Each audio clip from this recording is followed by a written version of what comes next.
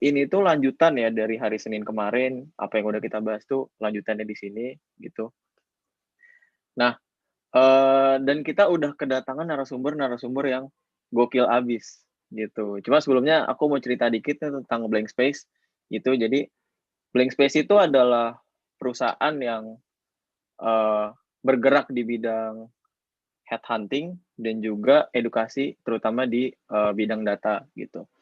Di sini kami membuat Blank Space ini karena keresahan sih dari co-foundernya, di mana kami melihat bahwa ada banyak talent-talent yang sangat-sangat potensial gitu ya. Cuman sayangnya bisa apa ya, belum bisa memaksimalkan potensi mereka gitu. Nah, akhirnya dengan kita berpikir dengan adanya Blank Space ini kita bisa memoles lah orang-orang seperti itu biar memiliki skill yang lebih jago gitu sih. Nah, hari ini kita kedatangan 3 orang ini ya, 3 orang abang-abangan ya. Asik, abang-abangan. Jadi pertama ada Mas Cornelius Yuda Wijaya. Beliau adalah data scientist di Allianz Life Indonesia. Bisa dilihat ya, pengalamannya sudah cukup banyak gitu. Beliau ini juga podcaster juga. Nah, kalau kalian lihat di LinkedIn tuh podcaster juga. Gitu. Kedua ada Wandi Halim. Ya, dia adalah data scientist di Blank Space ya. Udah, segitu aja. Enggak. Ya, dia lihat sendiri pengalamannya udah macam-macam juga gitu ya. Dan dulunya dia lebih banyak ke software development, cuma sekarang mau banyak beralih ke bidang data. Yang ketiga nih ada Mas Adam dari Warung Pintar ya, gitu.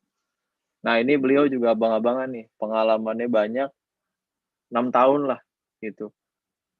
Nah di sini ntar kita bakalan ngebahas lah banyak hal tentang bidang data.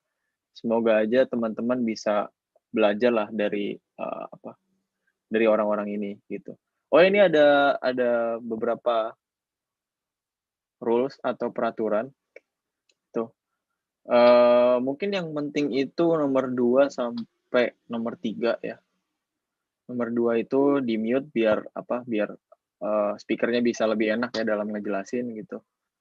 Kecuali memang diminta. Terus ketiga kalau teman-teman ada pertanyaan langsung aja gitu ditanyain tapi lewat chat box gitu. Nanti di akhir sesi akan kita coba jawab ya pertanyaannya gitu. Cuman kalau misalnya kan kita juga keterbatasan waktu gitu ya. Nah, jadi kalau misalnya pertanyaannya kebanyakan pasti akan kita filter juga nih pertanyaan-pertanyaan yang menarik gitu. Jadi usahakan pertanyaan semenarik mungkin gitu. Dan terakhir jangan lupa buat nge-follow kami di LinkedIn dan di Instagram. Silahkan dilihat sendiri dan follow gitu. Oke, sip. Sekarang kita akan masuk ke materinya. Ini pertama dari Mas Adam. Halo Mas Adam. Jadi beliau ini akan membawakan materi mengenai future and opportunities of data engineer in Indonesia. Wah, ini udah siap banget nih jadi YouTuber nih. Udah siap nih. Siap. Untuk waktu dan tempat dipersilahkan Mas Adam. Silahkan. Oke, terima kasih Mas Jadi atas perkenalannya di awal. Saya izin share screen. Ya ini ya, udah muncul. Oke, karena saya dikasih waktu cukup padat gitu ya, dalam artian sedikit. Jadi saya langsung aja tentang future and opportunities of data engineering gitu ya. Sebenarnya data engineering terus pekerjaannya sebagai data engineers gitu ya di Indonesia. Pengenalan singkatnya tadi udah dijelasin sama Mas Jedi gitu ya. Secara garis umumnya seperti ini ya. Saya data engineer Warung Pintar, saya research officer juga. Saya juga orang DSI ya, Data Science Indonesia. Kalau teman-teman sering ikutan DSI, kemarin ada DSW terakhir. Cukup menarik ya, banyak insight-nya juga, dan harapannya teman-teman bisa aktif gitu ya, karena inilah ya cukup besar lah ya komunitasnya. Jadi kalau nyari temen enak gitu. Terus terakhir ya, saya kebetulan akun saya tuh semuanya di semua sosial media sama. Jadi nggak akan salah orang ya kalau kalau nge-add apapun itu ya. Kecuali Friendster, saya nggak punya Friendster, udah dihapus. Langsung aja. Ya, jadi sebenarnya kontennya cukup singkat ya, ada 4. Jadi sebenarnya apa yang terjadi dengan DE, kemudian DE di Indonesia itu seperti apa, kemudian nanti saya sedikit kasih bocoran toolkitnya seperti apa gitu ya, yang saya pernah kerjakan dan dulunya seperti apa gitu ya. Kemudian take away-nya gimana sih buat teman-teman yang mungkin ingin beralih ke dunia apa nih namanya data gitu ya, terutama ke data engineer. Jadi ceritanya ya sebenarnya apa sih yang terjadi dengan data engineer gitu ya. Teman-teman cek, mungkin banyak dari teman-teman yang akhir-akhir ini sering mendengarkan istilah ini, tapi nggak tahu gitu sebenarnya data engineer ini ngapain gitu kan. Karena dulu di awal-awal yang masih booming di awal itu adalah data scientist gitu ya. Bahkan ada beberapa orang yang masih bilang kalau data science dan data scientist itu hal yang sama gitu. Padahal data science kan banyak ya. Data science kan ilmunya gitu ya. Data scientist pekerjaannya kan gitu. Nah, ini saya ngambil beberapa contoh gitu ya yang saya ambil. Saya butuhkan ya, saya butuh cari tahu ya sebenarnya DE ini seperti apa. Dan ini beberapa jawaban dari teman-teman online gitu ya di internet. Kalau demand data engineer itu sebenarnya sudah tinggi gitu ya. Nah, tapi skopnya itu sebenarnya cukup cukup hal yang lama gitu. Maksudnya pekerjaannya ini sebenarnya pekerjaan yang lama gitu. Kayak istilah mengenal Hadoop, NoSQL ini sebenarnya udah lama gitu ya. Tapi prosesnya itu yang update gitu. Jadi ilmunya yang lama, tapi prosesnya yang update gitu. Dan ini tuh sudah dijawab 2 tahun yang lalu gitu. Jadi sebenarnya ketika saya ngebahas ini sekarang, ini sebenarnya udah telat gitu ya. Karena dia jawabnya udah 2 tahun yang lalu dan bahkan 2 tahun itu sebenarnya udah hype gitu ya, udah tinggi demand-nya gitu. Nah, tapi kita mungkin di Indonesia baru mendengar beberapa tahun terakhir ini gitu, bahkan 1 tahun terakhir, dan di 2021 ini makin kencang lagi gitu ya. Nah, ini dari global gitu ya. Saya ngasih contoh lagi. Ini saya ngambil dari ini ya, resource reference nanti di bawah ada. Jadi 70% open roles di company itu data engineer ini sedang tinggi gitu di apa namanya di bidang data science-nya gitu. Dan jadi setiap perusahaan itu nyoba untuk kayaknya kita butuh deh data engineer gitu. Kayaknya kita butuh deh untuk bisa gimana kita mempersiapkan datanya ini lebih baik lagi gitu. Padahal mereka sebenarnya udah megang data nih dari lama gitu.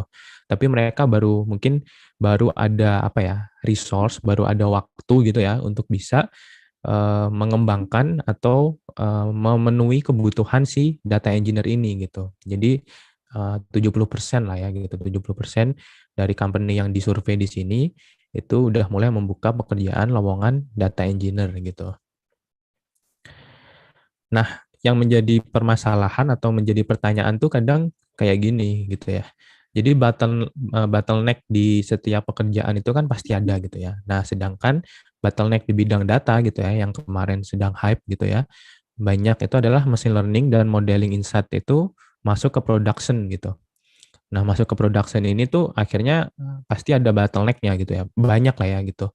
Baik itu dari segi internal si machine learning-nya sendiri gitu ya, ataupun dari segi eksternalnya gitu. Maksudnya dari segi datanya, environment datanya gitu ya. Nah, itu semua pasti ada gitu ya. Ya salah satu contohnya ya gimana sih cara menganotasi data gitu ya. Gimana cara memproses dan melakukan clean data gitu. Terus bagaimana cara memindahkan data dari A ke B gitu. Sebenarnya ini pertanyaan yang simpel ya, maksudnya pertanyaan yang mungkin untuk teman-teman yang bekerja di bidang IT dan teman-teman yang bekerja sudah lama di bidang data, simple gitu melihat pertanyaan ini. Karena ini pertanyaan-pertanyaan yang sebenarnya basic gitu ya. Tapi ini sebenarnya merepotkan gitu, merepotkan orang-orang yang pekerjaannya bisa jadi bukan ini gitu. Jadi kayak teman-teman machine learning, teman-teman data scientist, kalau disuruh mindahin data dari A ke B, gitu kadang juga ya merepotkan gitu. Karena mereka sendiri udah banyak gitu ya pekerjaannya. Harus bikin fitur, harus ngelihat fiturnya, kalau datanya nggak bener, nggak normal salah gitu kan. Sekarang disuruh mindahin data dari A ke B gitu. Nah itu pasti merepotkan gitu. Jadi dari pertanyaan-pertanyaan inilah muncul ya kayaknya kita butuh orang gitu untuk bantuin mindahin data atau mempersiapkan data itu gitu. Nah, jadi istilah data engineering, data management, data analytic itu sebenarnya sudah lama gitu ya, sudah ada lama dan di ini ya, di Strata Data Conference di New York itu topik 3 ini itu di 2019 kemarin itu cukup tinggi gitu. Jadi orang-orang di 2019 tuh udah mulai bicara tentang data engineering, data management, dan data analitik di apa, di sistem atau di level enterprise mereka gitu. Karena sebenarnya itu sudah lama gitu ya. Yang berubah adalah tekniknya. Nah, teknik ini perlu diupdate gitu ya.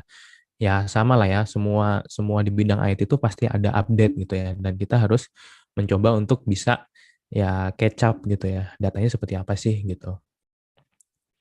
Nah, akhirnya di apa, setelah dari beberapa tadi ya, beberapa yang saya ambil, literasi yang saya ambil tadi, sebenarnya sebuah organisasi itu udah punya tim belum sih untuk melakukan atau concern ke data quality gitu. Jadi 70% tadi jawabnya enggak gitu ya. Jadi cuma 30% doang yang sebenarnya mereka siap gitu untuk data quality.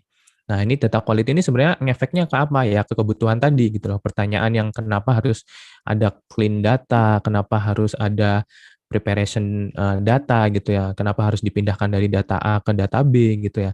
Jadi quality data itu di akhir sebenarnya penting gitu, tapi biasanya ketahuannya ketika di akhir gitu, padahal ini bisa disiapkan di awal gitu.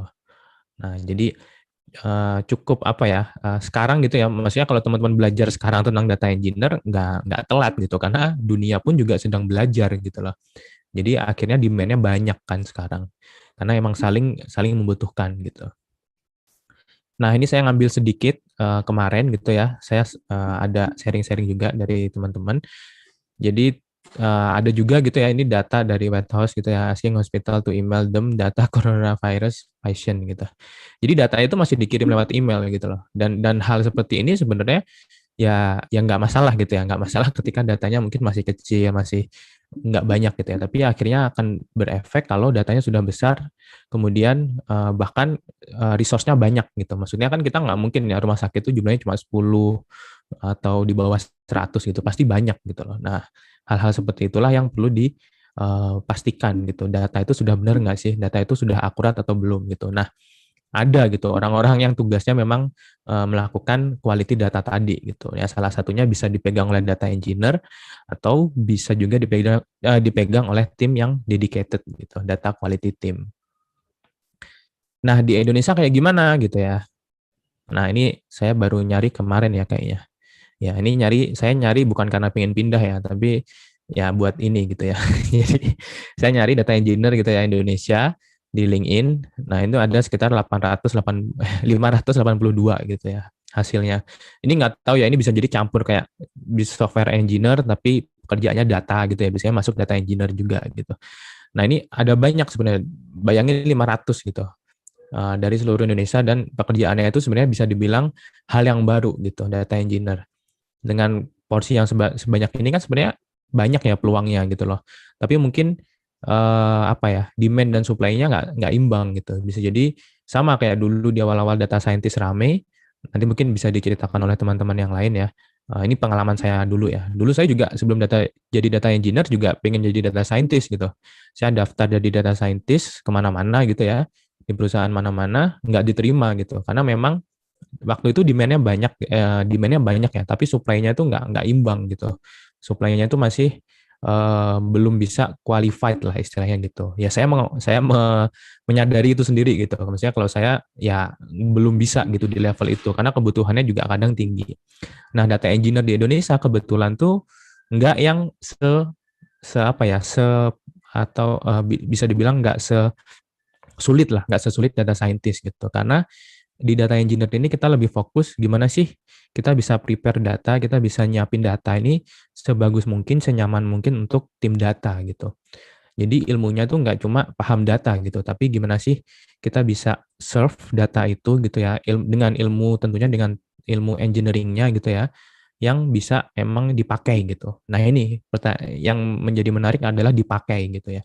Jadi kalau teman-teman bikin data, udah ngerapiin data tapi nggak dipakai, ya itu percuma gitu kan. Jadinya ya buat apa gitu dirapikan kalau nggak dipakai. Jadi endingnya itu harus dipakai datanya sebenarnya gitu ya. Jadi cukup besar lah ya kalau saya bilang ya, dari 500-an loh. 500-an ini banyak banget pekerjaan gitu ya. Nah, saya ngambil contoh lagi di Indonesia, ya ini contoh yang kemarin ya. datanya nggak sinkron gitu ya. Ya ini pastilah ya, ini datanya berarti udah nggak benar gitu ya. Dalam artian masih ya mungkin masih sama lah ya, dikirim pakai Excel, dikirim lewat WA bahkan gitu ya. Ya saya bisa bilang gitu karena saya mengalami sendiri gitu. Saya ngirimin data ini untuk beberapa instansi waktu itu gitu ya. Dan kondisinya memang seperti ini gitu. Saya ngambil contoh seperti ini biar ya tahu gitu kondisi di Indonesia itu sebenarnya seperti apa gitu. Nggak yang sebenarnya nggak canggih-canggih banget gitu loh.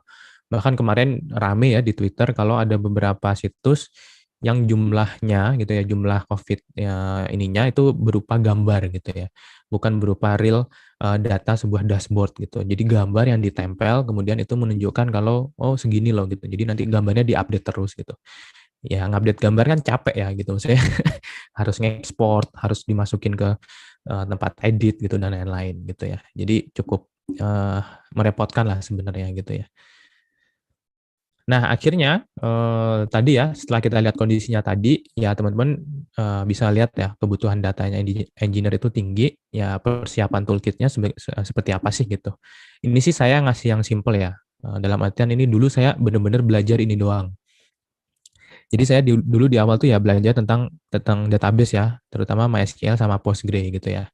Kenapa dua ini? Karena dua ini yang sering dipakai gitu. Kalau teman-teman ada yang nanya, Mas kenapa nggak pakai ini NoSQL, MongoDB dan lain-lain? Nggak apa ya? Saya bisa bilang bisa gitu ya dipelajari, tapi nggak banyak gitu. Masih belum banyak yang pakai di Indonesia gitu. Kenapa? Karena nggak tahu gitu, masih belum tahu tentang itu. Kan positif negatifnya pasti ada ya. Kenapa pakai MySQL? Kenapa pakai Postgre? Kenapa pakai MongoDB dan lain-lain gitu ya. Tentunya ya di data engineer itu yang saya pelajari di awal adalah best practice gitu ya. Jadi kita tuh yang penting nyari cepetnya dulu gitu. Kenapa? Karena kita butuh tahu dulu nih nyamannya gimana sih datanya gitu. Kalau udah nyaman baru kita tingkatkan gitu. Kalau belum nyaman ya jangan gitu. Jadi yang penting ada dulu. Oh iya. Nah, kemudian belajar bahasa pemrograman ya, ini penting bahasa pemrograman tuh ya. Terserah model apapun. Kalau saya sih Python ya, dari dulu saya Python. Terus ini Spark gitu ya. Ya Spark ini ya buat big data dan lain-lain. Dan yang terakhir Airflow untuk scheduling gitu. Terserah teman-teman mau belajar yang mana gitu. Kalau saya sih dari 5 ini aja dulu sih cukup gitu ya. Dan sekarang pun saya masih pakai ini gitu. Cuma bedanya sekarang udah ditingkatkan dengan beberapa tools yang lain gitu. Oke, take away-nya gitu ya. Saya nggak ngasih contoh soal atau ngasih ini ya, karena kan waktunya mepet juga gitu ya. Take away-nya adalah saya punya beberapa gitu ya. Yang pertama adalah kalau kita mau ke data engineer, yang pertama adalah nyiapin prepare good data environment gitu. Jadi siapin dulu nih yang enak gitu. Mau pakai apa sih gitu? Mau pakai MySQL, Postgres, terus mau pakai Airflow, mau pakai apa disiapin dulu gitu. Kemudian yang kedua, bikin data warehouse yang simple gitu. Simple data warehouse ini gimana sih maksudnya? Jadi teman-teman kalau melakukan query itu jangan langsung ke master database gitu. Pakailah data warehouse gitu. Jadi itu di-copy dulu ke sebuah database yang tidak diotak-atik oleh tim engineer gitu ya. Jadi tujuannya memang untuk analisa gitu. Simple aja, nggak usah yang ribet-ribet gitulah istilahnya.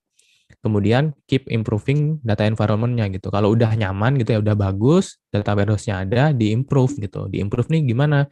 Ya ditambah, misal kayaknya kita belum ada security gitu, ditambah security-nya gitu. Kayaknya ini datanya masih belum lengkap ya, dilengkapi dengan sebaik-baiknya gitu. Oh, datanya kurang metadata dan lain-lain, ya itu dilengkapi gitu.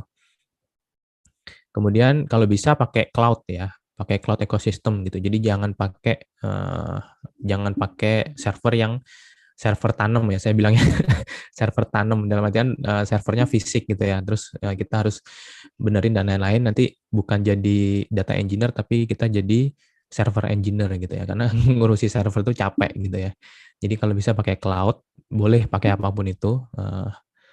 Kemudian DE itu fokus ke infrastruktur dan tooling. Ini yang saya pelajari dulu ya di awal-awal masuk DE. Jadi fokusnya tuh ke infrastruktur dan tooling gitu. Maksudnya apa sih gitu? Maksudnya adalah kita tuh nggak cuma bikin pipeline gitu, tapi kita tuh bikin framework. Nah, pipeline tuh kalau teman-teman bikin pipeline tuh misal, oh datanya dari MySQL diambil terus dimasukin ke misal sebuah database gitu ya, database baru, kemudian dilakukan analisa gitu. Atau dari MySQL terus masuk ke GCP gitu ya, ke AWS, Azure, terus langsung dianalisa gitu. Nggak cuma itu gitu, tapi teman-teman bikin framework. Jadi teman-teman bikin framework gimana cara kerja itu tuh semuanya udah terintegrasi dengan bagus gitu. Jadi ke depannya itu framework itu bisa dipakai, bahkan bisa di istilahnya apa ya, di open source kan lah ya gitu. Tapi nggak harus yang gede sih sebenarnya gitu loh. Framework tuh intinya adalah teman-teman bikin data environment itu senyaman mungkin, semudah mungkin untuk diakses gitu. Jadi nggak cuma bikin pipeline gitu ya. Makanya fokusnya infrastruktur dan tooling gitu. Bukan bukan istilahnya bukan apa ya, bukan ke kayak data science yang lain gitu ya, kayak bukan yang uh, lebih ke arah teknikalnya, lebih ke arah apa namanya, ilmu-ilmu dasarnya gitu, enggak, tapi ke infrastruktur dan toolingnya gitu. Nah ini yang saya pelajari sih seperti ini, dan saya rasa ini masih relevan gitu ya sampai sekarang. Oke, nah ini referensinya, nanti kalau ini di-share mungkin nanti teman-teman bisa baca sendiri gitu ya. Saya ngambil survei-survei tadi dari sini. Mungkin itu aja sih kalau dari saya. Saya kembalikan ke Mas Jadi ya. Terima kasih Mas. Oke, mantap Mas Adam, terima kasih banyak. Terima kasih banyak. Mantap. Mas, aku boleh nanya nggak sebelum, tapi rada ngeduluin yang lain sih. Nanya, Oh nanya gitu. boleh nggak? Nggak tahu. Kan moderatornya Mas. Saya emang Oh iya ikut benar aja. juga ya. Oh iya Iya, benar bener juga. juga. Iya iya. Itu merek apa itu mikrofonnya? Iya, ditanyain lagi. Kok nanya mikrofon?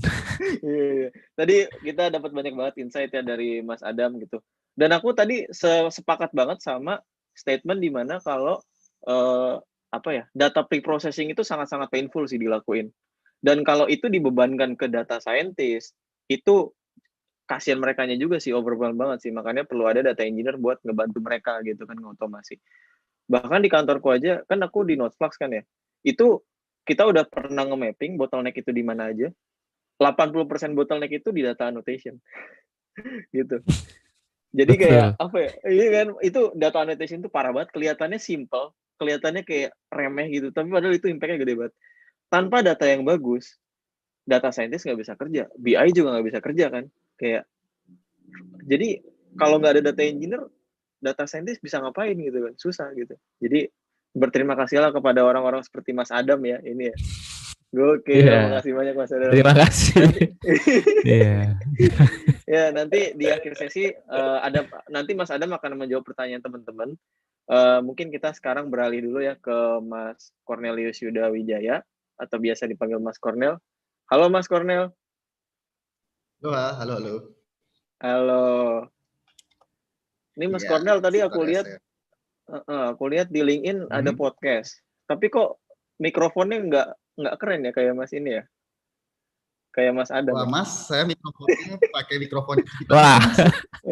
Pelanggaran sih, pelanggaran. Saya belum pakai yang mikrofon zamannya ya sekarang, YouTuber. Nanti belilah biar nggak kalah. Nanti belilah biar nggak kalah sama Mas Adam. Iya, jadi Siap. beliau ini akan membawakan mirip sama kayak Mas Adam tadi, cuman di sisi data scientist ya. Kemudian beliau udah banyak pengalaman juga.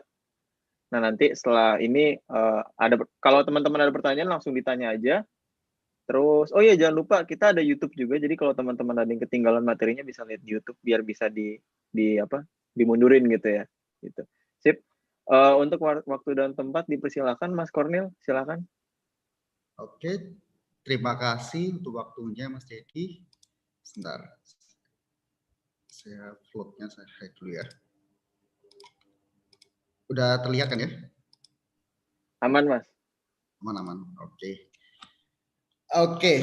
Ya, terima kasih juga tadi Mas Adam untuk penjelasannya benar lengkap ya, apalagi dengan data engineer. Saya berterima kasih kalau ada data engineer. Saya isinya ngerecokin data engineer setiap hari kerjanya. Enggak setiap hari sih, tapi hampir setiap hari. Tapi memang kita dari data scientist, orang data scientist itu memang bekerja sama dengan data engineer udah kayak integrasi. Jadi memang kita tanpa data engineer, data scientist seperti dibilang Mas Yedi, kita hampir nggak bekerja dengan optimal. Apalagi kalau kita harus, ada beberapa perusahaan soalnya merangkap data engineer-nya merangkap sebagai data scientist, atau kebalikannya, data scientist merangkap sebagai data engineer. Dua-duanya jadi slow banget pekerjaannya.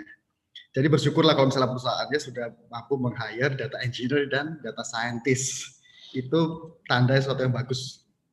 Nah, oke, kita kembali lagi ke sini. Ini profil singkat saya aja. Saya sekarang bekerja sebagai data scientist di Allianz Life Indonesia. Kalau yang nggak tahu, ini perusahaan asuransi. Jadi saya memang lebih banyak sebagai data scientist di insurance business. Tapi kalau melihat background education saya dulu, saya sebenarnya bukan orang yang berasal dari computer science ataupun dari ilmu-ilmu IT lainnya, tapi saya sebenarnya lebih datang dari STEM ataupun dari science, yaitu memang S2 saya dulu, S1 S2 saya adalah biology. Di mana saya sebenarnya sebelum jadi data scientist juga bekerja sebagai researcher. Saya dulu bekerja di LIPI sebenarnya. LIPI, kalau nggak tahu, Lembaga Ilmu Pengetahuan Indonesia, sebagai researcher untuk di backup microbiology. Tapi setelah itu saya beralih ke sebagai data scientist. Ya, itu profil singkat saya aja.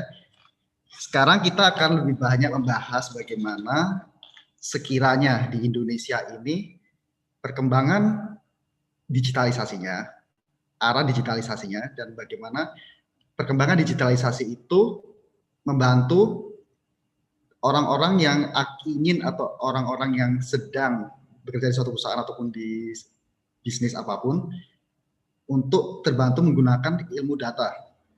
Saya bilang ilmu data, jadi bisa data scientist, data engineer, ataupun data apapun. Tapi di sini nantinya saya akan terfokus kepada data scientist.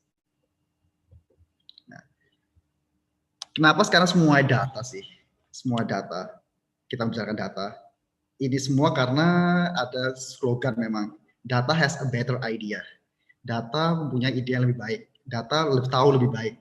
Karena dari historical kita mengetahui apa yang akan terjadi sekiranya berdasarkan pengalaman di masa lalu. Kita di Indonesia sendiri masih mencoba meraba-raba sebenarnya. Inilah yang akan kita nanti bicarakan sebagai seberapa meraba-rabanya kita mencapai di titik tahun 2021 ini. Tapi setidaknya kita sudah mulai mengetahui kalau data di Indonesia itu mempunyai ide yang lebih baik, mempunyai maksud bahwa kita bisa menggunakan data di segala bisnis. Nah, ini seperti perkataan Bapak Thomas Hayes Davenport. Kalau yang tidak tahu, dia author American Academy American yang memang fokusnya biasa di AI ataupun di teknologi, di mana setiap company, every company has a big data in its future, and every company will eventually be in the data business. Semua perusahaan mempunyai masa depan menggunakan big data, dan semua company, semua perusahaan pada akhirnya akan di bisnis data. Karena di bisnis data ini adalah sesuatu yang paling menjanjikan. Dibandingkan kita cuma menggunakan insight dari kata batin, atau dari peramal, atau using a crystal ball. Data lebih dipercaya untuk membuat keputusan. Dan segala keputusan semakin lama, semakin jauh, kita mempunyai banyak data. Semakin lama waktu berjalan, semakin lama bisnis berjalan, semakin lama waktu ada untuk menyimpan data. Jadi setiap company pasti akan memasuki big data in its future, ataupun data bisnis. Yakinlah Indonesia juga akan salah satunya, akan memasuki di situ. Nah, sedikit apa yang membedakan tapi zaman sekarang dengan zaman dulu data science. Jadi kalau kita dulu bicarakan data science, ilmu data, kita dulu sebenarnya kita lebih membicarakan ilmu metodologi saintifiknya. Ilmu-ilmu saintifiknya yang digunakan untuk mendapatkan informasi, tapi dari situ aja. Cuma ilmu saintifik untuk mendapatkan informasi yang berguna. Sedangkan kalau sekarang, definisi yang modern, tadi berkaitan dengan big data, bahwa penggunaan metode saintifik ini sekarang adalah menggunakan computer data, ataupun menggunakan data-data komputer, terutama jumlah data, large amounts of data, terutama jumlah data yang besar. Nah, dari sinilah kita berangkat bahwa data science itu menggunakan computer data, data yang disimpan di komputer. Terutama tadi sudah dibantu oleh tim data engineering untuk menyimpankan data yang berkualitas dengan jumlah yang besar. Dulu belum adanya data engineer, sebelum ada data engineer, ada data nyimpan biasa, misalnya di komputer ataupun di tulisan, di buku, itu juga data. Apalagi zaman tahun dulu, 1980, 1970, di mana komputer masih belum seperti sekarang, belum bisa menyimpan data seperti apapun, ilmu data sebenarnya sudah ada di situ. Tetapi penggunaan saintifiknya adalah sebatas dari theoretical dan data yang jumlahnya bisa dianggap minuscule ataupun kecil. Dengan perkembangan zaman, termasuk di Indonesia, sudah memasuki era yang menggunakan komputer, menggunakan teknologi digitalisasi yang lebih baik, kita memasuki era di mana kita menggunakan data komputer untuk mengolah data tersebut. Nah, dari situlah data science memang definisinya datang dari situ, di ilmu data sekarang. Nah, kalau kita bilang data scientist cumalah seseorang yang mengaplikasikan scientific method ini. Data scientist itu berarti orang yang mengaplikasikan data science, seperti itu aja. Nah, tapi kenapa sih orang-orang Indonesia sekarang, dulunya sih sebenarnya ini, hype dengan data scientist. Sekarang juga masih ada hype-nya sih data scientist, cuma memang sedang lebih banyak ke data engineer, karena kebutuhan bisnis sudah melihat bahwa data engineer lebih dibutuhkan dulu sebelum kita beralih ke data scientist. Tapi ini kita lihat ya, di sini ada beberapa tahun 2018, 2019 dulu, banyak berita-berita mengatakan ingin memiliki gajah fantastis, gaji minimum 25 juta, gaji 15 juta, gaji 25 juta. Nah, seorang fresh graduate bahkan bisa bergaji segini. Gila. Baru fresh graduate udah 20 juta, udah 15 juta. Nah, ini dulu memang di-boomingkan data scientist karena memang banyaknya berita di Indonesia, ini setidaknya di Indonesia ya, karena memang kalau di dunia sendiri memang data scientist karena mulai dipakai bersamaan, terutama dengan perkembangan startup kayak di Amerika ataupun Kanada ataupun negara lain, UK, itu makanya mulai booming. Tapi kalau di Indonesia sendiri, banyaknya booming ini saya lihat korelasinya adalah dengan gaji yang ditawarkan oleh iklan-iklan. Makanya mulai booming data scientist di Indonesia. Walaupun bener loh, ada yang memang fresh graduate 15 juta, ada yang fresh graduate 24 juta, saya tahu, tapi ya pandai-pandai negosiasi sebenarnya kalau ini. Nah, tapi kalau saya lihat dulu juga ya, kalau soal gaji aja ya, gaji data scientist di Indonesia, saya cuma ngeliatin dari ya kerja, Glassdoor ini rata-rata ya ini samplingnya mungkin ya sampling bias ya, karena memang yang mengisi tentu aja dari negara dari daerah manapun, dari beberapa perusahaan yang berbeda levelnya. Nah, tapi kebanyakan memang data scientist ini di Indonesia average gajinya kalau dilihat dari Glassdoor ada 13 juta atau sekitar di rencanamu ada gaji rata-rata dari 6,2 sampai 12 juta. Tapi memang tetap saya juga pernah baca di HR dulu datanya soalnya classified jadi saya nggak mau di sini. Tapi memang data gajinya itu memang rentangannya antara segini 10 jutaan, 12 juta, ada 15 juta tapi untuk yang biasanya sudah 2-4 tahun. Biasanya average-nya kalau 0-1 tahun memang masih dalam rentang 68, 10, itu juga ada sih 10 kalau yang memang benar-benar bisa negosiasi. Tapi secara umum, kemarin memang yang membumingkan di Indonesia adalah karena gajinya seginian. Dan saya nggak akan memungkiri kalau gaji itu yang memang bikin paling menarik untuk seorang mencari pekerjaan. Benefit juga sih, tapi biasa gaji. Jadi ini memang yang membuat di Indonesia booming. Nah, tapi sekarang kita lihat dulu masa depannya. Memang gajinya tinggi, memang gajinya banyak, gajinya ya lumayan besar bahkan untuk fresh graduate. Tetapi kenapa harus data science? Kenapa ini misalnya kalau kita mengesampingkan gaji, tapi di Indonesia kenapa harus ada data science dan apakah masa depannya data science di Indonesia? Jadi kita lihat sini, data science itu anggap aja sebenarnya sebagai suatu proses dan produk. Sebagai suatu proses adalah kita proses menganalisis, menghasilkan suatu prediction modeling, kita menghasilkan suatu insight, tapi kita juga menghasilkan suatu produk tadi seperti ada self-driving cars, ada recommendation system, ada manufacturing seperti monitoring system, fraud detection. Itu semua adalah hasil suatu produk. Nah, di Indonesia sendiri kita sudah mulai melihat ini loh buktinya bahwa bisa dilakukan di Indonesia. Bahwa aplikasi-aplikasi data science yang sebelumnya hanya ada di luar, misalnya di Amerika atau di UK, ini ternyata sudah mulai bisa dilakukan di Indonesia.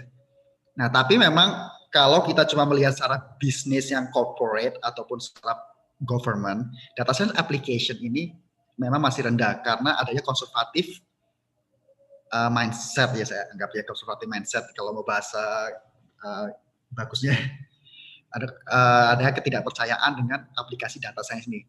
Nah, apa yang membuat nantinya memang data science ini sendiri akan dan sudah mulai berkembang di Indonesia adalah karena startup ini ataupun beberapa perusahaan-perusahaan besar yang memang berani. Tapi kalau saya bilang di Indonesia adalah banyaknya startupnya, kebanyakan adalah startup. Bahwa di mana kehidupan di Indonesia ini, data science itu merubah kehidupan Indonesia dalam sehari-hari kita. Coba bayangkan sekarang kalau kita nggak ada, saya sebut merek langsung ya, nggak ada online shopping, nggak ada sekarang online online driving, recommendation by iklan-iklan, job system ataupun kayak dari ini online streaming. Ini semua kalau nggak ada sekarang kita bilang kita akan kerepotan, kita akan mulai merasa, aduh gimana, ngapain ini, gimana harus mau cari ojek gimana, mau belanja nih harus ke toko susah. Nah, mereka perusahaan-perusahaan ini, startup ini mulai berani untuk seperti mendobrak gampangnya ya, kita mencari aplikasi-aplikasi baru yang memang bisa merubah gaya hidup di Indonesia dan memang terimplementasi. Dan begitu terimplementasi, semua melihat, oh ini bisa dilakukan ternyata. Ternyata sistem, misalnya rekomendasi sistem ataupun image recognition ataupun seperti ya tadi fraud system, semua ternyata bisa dilakukan. Ternyata nggak cuma hanya impian di luar negeri sana, tapi bisa dilakukan. Hype-nya memang mulai lagi dari situ, dari startup-startup ini yang telah berhasil, semua perusahaan mulai mengikuti. Saya akan bilang kalau misalnya kayak di corporate seperti di tempat saya di Allianz Life ini sendiri, mungkin sedikit lebih terlambat dibandingkan startup-startup yang ada di sini. Karena kalau di tempat saya kita perjalanannya baru beberapa tahun ini untuk sebagai data science-nya. 4-5 tahun ya kira-kira perjalanan. Sedangkan ya itu sebenarnya udah lumayan sih, tapi perjalanannya masih panjang kalau di sini. Tapi kalau kita melihat perusahaan-perusahaan lain juga yang corporate, mereka juga baru memulai perjalanan bisnis datanya. Data engineering-nya mungkin sudah melengkapi datanya, sudah mulai menyimpan datanya, tapi untuk penggunaan datanya tadi seperti kata Mas Ada bilang, kalau nggak digunakan datanya itu nggak berguna. Ya, banyak perusahaan baru menyimpan, baru beserta menyimpan dengan baik-baik. Tapi kalau misalnya sekarang sudah mulai merambah bahwa oke, data science ternyata berguna, bisa digunakan, mau di corporate ataupun di startup berikutnya yang akan berjalan. Nah, kenapa tapi data science ini saya bilang di Indonesia sekalipun akan berkembang terus-menerus, karena jumlah data tidak ada habisnya. Jumlah data ada terus, generated every minute seperti ini. Mau lihat di Reddit, Netflix, DoorDash, Instagram, Spotify, data datang terus. Di Indonesia juga data semakin lama semakin tersimpan, semakin banyak, perusahaan semakin sadar. Oke, semakin banyak, semakin perusahaan semakin sadar, mereka akan menggunakan data tersebut sebagai patokannya.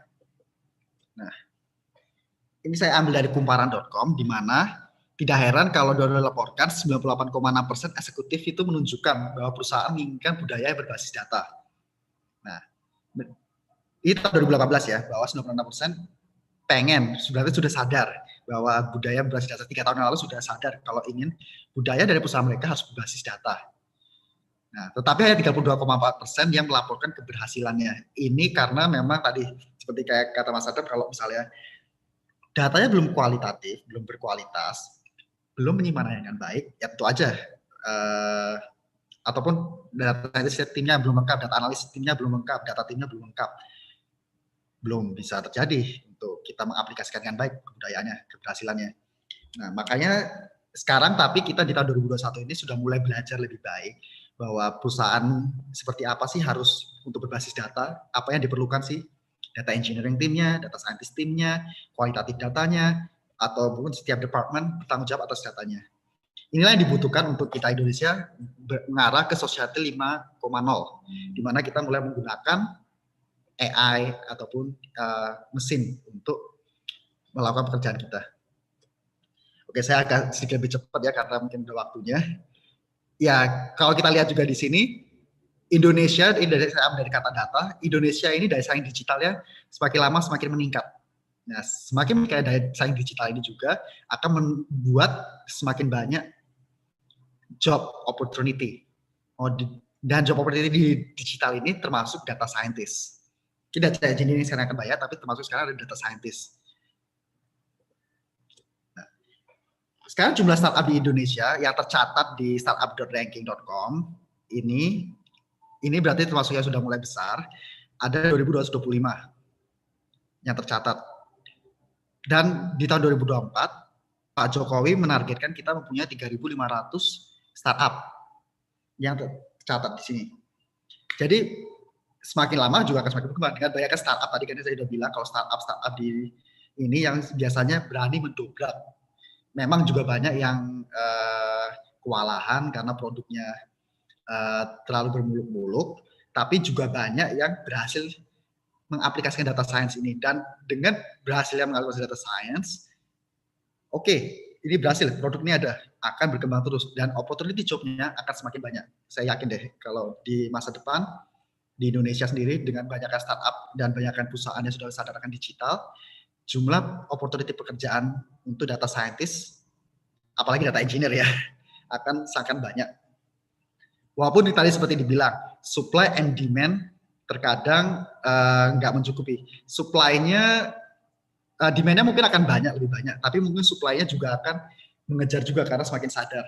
Nah, karena itu kita harus sadar sedikit apa yang diperlukan untuk mencapai posisi data scientist tersebut. Nah, saya akan sedikit menjelaskan pekerjaan saya dan nanti akan take away-nya apa yang diperlukan ya. Nah, kalau kita bicarakan tentang data scientist, ekspektasinya biasa selalu bekerja dalam machine learning, deep learning, something like that. Tapi realitanya data scientist itu adalah membersihkan data, mengumpulkan data, maintenance, fitur engineering, machine learning sendiri itu sedikit, understanding problem paling banyak. Bener deh, kita ngobrol sama orang bisnis tuh hampir setiap hari. Saya tadi aja pagi sampai bahkan sebelum ini sebelum tadi di sini, saya meeting terus sama orang bisnis, cuman untuk memahami masalah apa yang pengen dipecahkan menggunakan data science. Bahwa kita bekerja untuk bisnis. Kita orang data scientist adalah bekerja untuk bisnis. Kita berusaha untuk memecahkan permasalahan mereka. Makanya kita harus selalu memahami permasalahan di sini. Jadi sebenarnya orang data scientist itu sendiri hampir harus seperti orang bisnis juga karena paham bisnisnya. Karena dengan memahami bisnis tersebut kita bisa menggunakan data untuk memecahkan permasalahan mereka. Nah, aktivitasnya sendiri ini saya pakai 80% secara umum bukanlah yang kita buat machine learning, bukan buat programmingnya, tapi lebih ke manajemen datanya, kita membersihkan datanya, kita ngobrol sama orang-orang, reporting, descriptive analytic, benar-benar isinya adalah berdiskusi dan melaporkan dan membersihkan data. Yang paling menariknya dari biasa orang-orang pengen data scientist juga lah di sini 20% adalah machine learning, itu biasa cuma sedikitnya. Nah, tapi karena itu saya akan bilang, data scientist activity itu sendiri nggak ada yang benar-benar exact listnya bahwa setiap orang harus ini. Itu biasa tergantung dari company-nya. Kayak tadi saya bilang, kalau bisa aja tiba-tiba data engineer sama data scientist dijadikan satu, dinamakan data scientist. Tapi data scientist itu umumnya adalah bekerja untuk memecahkan permasalahan bisnis. skill apa tapi yang paling penting biasanya kalau untuk zaman sekarang, data scientist zaman now, ini yang biasa saya pelajari terlebih dahulu sebelum saya ataupun yang orang-orang saya cari. Kalau misalnya kalian mau jadi data scientist, kalian skillnya apa saja punyanya. Nah, poinnya biasanya saya tanyakan adalah paham programming language, Python atau R, database language, SQL biasanya, karena penyimpanan data sekarang semuanya ada di database. Nah, pentingnya juga adalah metode statistik, theoretical, dan metodologi. Bahwa machine learning itu semua, analisisnya semuanya berdasarkan nilai-nilai statistik, berdasarkan metodologi statistik. Dan dua paling penting yang biasanya agak undervalue oleh orang-orang lain dan belum disadari adalah business understanding dan communication. Bahwa kita perlu memahami bisnis apa yang kita pelajari. Kita kerja di perusahaan apa sih, bisnisnya mereka ngapain sih, itu harus dipahami. Karena nantinya kita akan bekerja untuk memecahkan permasalahan bisnis tersebut. Dan komunikasi, kita mengkomunikasikan hasil analisis kita untuk melihat, untuk memperlihatkan bahwa ini hasil kita, sekaligus untuk convince ke business user ataupun ke external team. Jadi take away untuk bagaimana kita mencapai pekerjaan data scientist itu sendiri, tadi kita udah punya skill ya, kita udah punya skill tadi semua. Tapi ini ada berdasarkan Glassdoor bahwa kalau semua orang punya skill yang sama, corporate job punya skill yang sama, setiap kandidatnya punya bisa Python, bisa database, bisa statistik. Nah, itu kita biasa ada 21 resume, 4-6 kandidat doang yang akan di-interview dan hanya 1 yang akan melakukan job offer. Ini adalah hasil dari analisis Glassdoor. Jadi gimana cara kita stand out ya? Cara kita stand out kalau sebagai data scientist. Nah, ini sedikit tipsnya. Nah, bagaimana kalau kita pengen leverage chance kita untuk landing the job? Ini 3 yang biasa saya sering kasih tahu, bahwa kita coba buat domain spesifik data science portfolio project. Kalian pengen kerja di healthcare, buatlah project yang berhubungan dengan healthcare. Misalnya mendeteksi tadi small molecule recognition in drugs. Ingin di insurance, misalnya di tempat saya, coba aja fraud detection di klaimnya insurance. Jadi seperti itu kita bisa memberikan nilai plus pada saat kita berhadapan dengan corporate ataupun startup tersebut, ataupun di bisnis yang disebut. Kedua juga pahami bisnis prosesnya. Kalian misalnya saya datang dari dunia biologi, saya bisa pahamin, coba saya pahamin health insurance bagaimana, life insurance bagaimana. Oke, strata seperti ini. Nah, ini sebagai poin stand out saya. Saya paham loh Pak, cara insurance saya bekerja, bla bla bla bla bla, terutama untuk kesehatan. Nah, dan terakhir get your presence out there. Jadi cobalah aktif, ya menulis, aktif di komunitas kayak Mas Adam juga di DSI, saya juga suka nulis misalnya, ataupun attending a meet up, ngobrol-ngobrol dengan yang lain. Seperti itu bisa leverage chances. Karena banyak juga pekerjaan-pekerjaan di luar sana, apalagi data scientist, yang biasanya hidden job market, yaitu ada di belakang. Itu yang saya bilang. Oke, terima kasih untuk waktunya. Kalau ingin berdiskusi lebih lanjut dengan saya biasanya di LinkedIn. Ini LinkedIn saya Cornel Sudawijaya. Saya nggak punya Instagram, jadi nggak bisa di sana. Twitter sama Facebook juga nggak terlalu aktif, jadi saya paling aktif di LinkedIn. Kalau mau lihat tulisan saya biasa di Medium ataupun di Substack. Itu saja, terima kasih untuk waktunya. Saya kembalikan ke Mas Jedi. Oke, mantap. Makasih banyak Mas Cornel. Mantap. Aku suka banget tadi bagian terakhir tuh yang akhir-akhir yang tentang business understanding, yang Mas bilang tadi underrated ya. Karena itu true story banget loh. Itu true story banget. Biasanya orang yang ngomong itu memang udah cukup lama di industri sih. Kalau orang yang baru belajar atau lagi level-level kuliah gitu ya, baru belajar, ya mungkin akan fokus ke algoritma atau ke modelingnya gitu ya. Padahal sebenarnya buat dapetin domain knowledge-nya itu yang mungkin lebih penting sih gitu. Ya bukan lebih penting ya, jatuhnya sama pentingnya lah gitu ya. Jadi buat teman-teman yang mau belajar DS, jangan lupa juga buat belajar domain expertise-nya. Itu misalnya teman-teman, aku ada teman dia itu anak matematika. Nah dari dulu tuh memang udah mempelajari soal finance. Jadi pas dia lulus tuh jadi DS selalu di bank gitu. Karena dia emang udah ke arah sana gitu. Bank sama insurance gitu. Kayak dia udah ngerti, oh ini credit scoring tuh kayak gini nih. Oh kalau cross selling tuh kayak gini nih gitu. Jadi kayak itu sih mungkin buat teman-teman tipsnya, selain belajar algoritma sama modelnya, ya ngertiin juga si bisnisnya itu core bisnisnya seperti apa gitu ya. Gitu. Mantap. Mas Cornelius, terima kasih banyak. Nanti akan ada sesinya ya buat pertanyaan ya. Makasih banyak Mas Oke. Cornelius. Selanjutnya kita Sama-sama. beralih ke Wandi. Nah, ini Wandi ini adalah data scientist di Blank Space.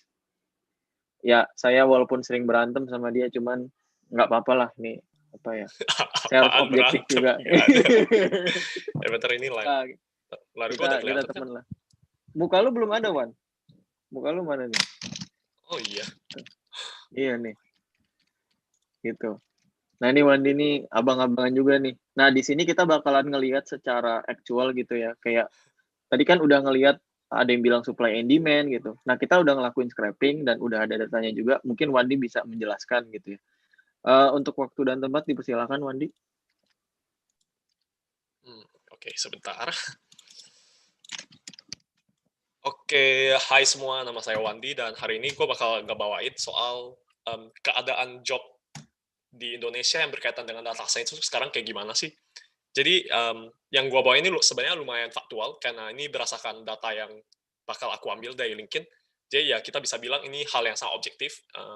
Ya untuk teman-teman karena kita bakal pakai LinkedIn, di mana LinkedIn itu adalah salah satu kita boleh bilang tempat di mana job seeker bertemu dengan para recruiter gitu. Jadi kita bisa lihat keadaan di Indonesia itu seperti apa. Oke. Untuk menghemat waktu, karena waktu kita tinggal sedikit. Oke, ini sekilas tentang profil saya. Jadi background saya itu kuliahnya master di Sydney. Sekarang saya masih di Sydney. Jadi yang gue kuliah itu adalah Master of Data Analytics. Jadi gue udah banyak kena exposure sama data, kayak data analytics, data science, modeling, dan semacamnya, data visualization.